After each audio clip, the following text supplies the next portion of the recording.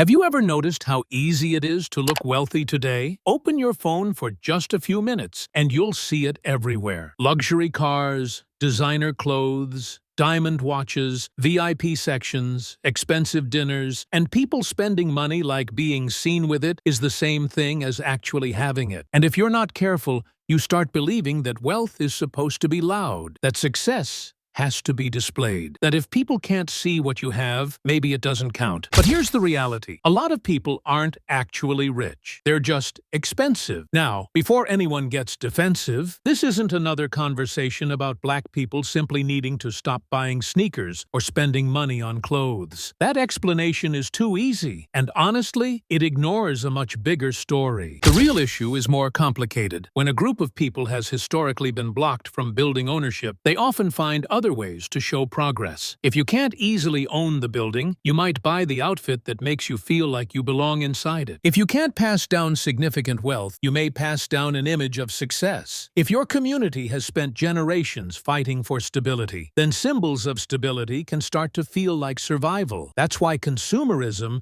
is about more than just shopping. Sometimes it's about identity. Sometimes it comes from pain. Sometimes it's celebration. Sometimes it's a way of making up for everything people have gone without. And companies understand that. They know people are willing to spend money to feel respected, included, successful, and valued. They know people will pay for the feeling of finally being seen in a society where they were once ignored or excluded. So this isn't just a conversation about bad financial decisions. It's about what happens when pain, status, and marketing all come together. Picture this. A grandmother worked her entire life. A grandfather did the same. They raised children, paid their bills, sacrificed, and tried to build something. Maybe they bought a home. Maybe they had a nice car in the driveway. Maybe from the outside it looked like the family was moving forward. But then life happened. Medical expenses showed up. A funeral had to be paid for. Someone lost a job. Adult children needed financial help. Credit card debt started piling up. The family home had no estate plan.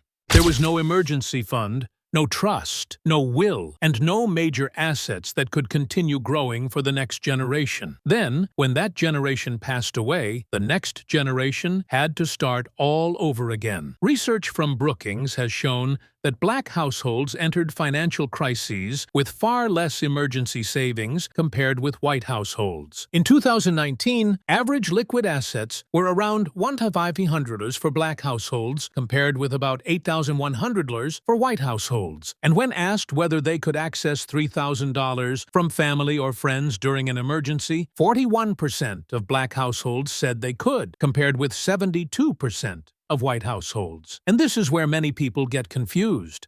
A family can have things that look like wealth: a nice car, fresh clothes, a beautiful home, jewelry, the newest phone, big holiday spending. From the outside, it can look like everything is going well. But visible wealth and lasting wealth are not the same thing.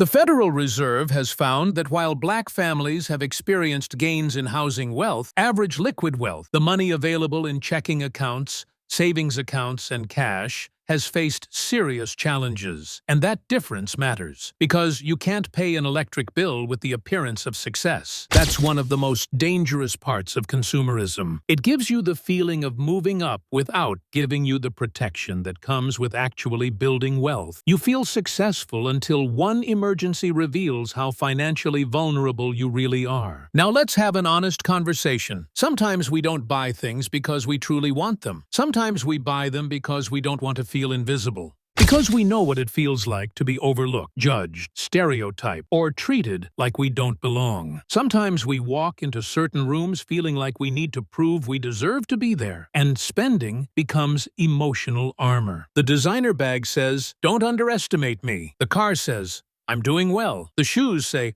"I'm not struggling." The jewelry says, "You see me, and I understand that. I really do." But armor becomes expensive when you have to wear it every single day. And if the price of being seen is staying financially trapped, then that armor is doing more damage than protection. The hardest part about consumerism is that it doesn't always feel irresponsible. Sometimes it feels justified. I work hard. I never buy anything for myself. I deserve this. I could have died without ever enjoying my money. And those feelings are real. They're human. But when every reward becomes a purchase, every bad day becomes a swipe of the card, every celebration turns into a shopping trip, and every insecurity becomes a reason to upgrade, spending stops being a financial tool. It becomes a coping mechanism, and coping mechanisms become dangerous when they're expensive, especially when they're financed, especially when there's no savings behind them, especially when you're trying to build a better future for your children, while spending habits are quietly making corporations wealthier instead. Now this is where the shift has to happen. We don't need more applause. We need more ownership, more assets, more savings, more brokerage accounts, more life insurance policies with a real strategy behind them, more businesses, more debt paid off, more wills, more trusts, more homes with the paperwork properly organized.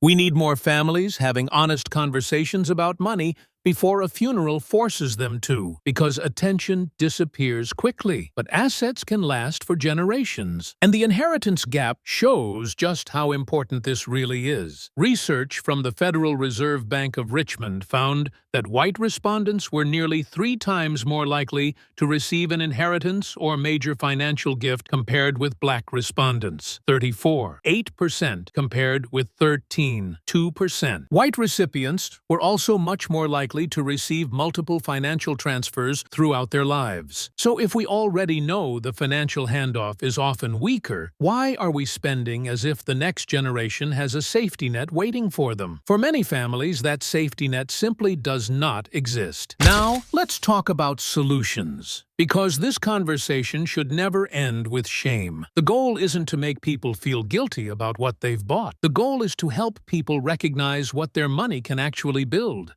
First, stop labeling every purchase as self-care. Not everything you buy is healing. Sometimes a purchase isn't self-care at all. Sometimes it's a setback disguised as a reward. The next step is creating space between your emotions and your spending. If you're angry, embarrassed, celebrating, lonely, or trying to prove something, don't immediately reach for your wallet. Give yourself 24 hours, sometimes even 72 hours. A lot of financial mistakes happen in emotional moments.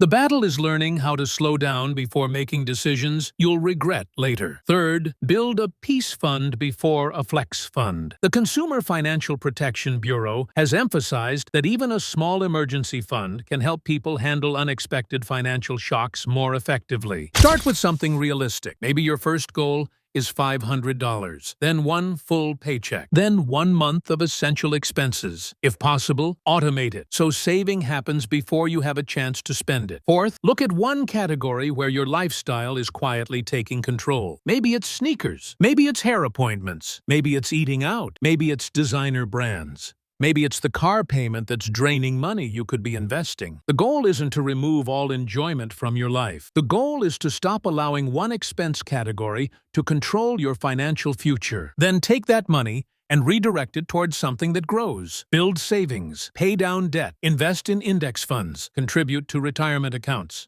Start a business fund, because the goal isn't to become cheap. The goal is to stop confusing consumption with progress. Imagine if success meant something different. Imagine saying, I have 6 months of expenses saved. My bills don't keep me awake at night. My children know where the important documents are. I own assets that can help my family in the future. I'm no longer using purchases to hide my pain. I'm no longer financing an image that keeps me stuck. I'm not making already wealthy companies richer while my own future stays uncertain. That is a different kind of success. A quieter kind, a deeper kind, the kind that doesn't need constant approval from other people. And honestly, that kind of success is far more powerful than simply looking expensive.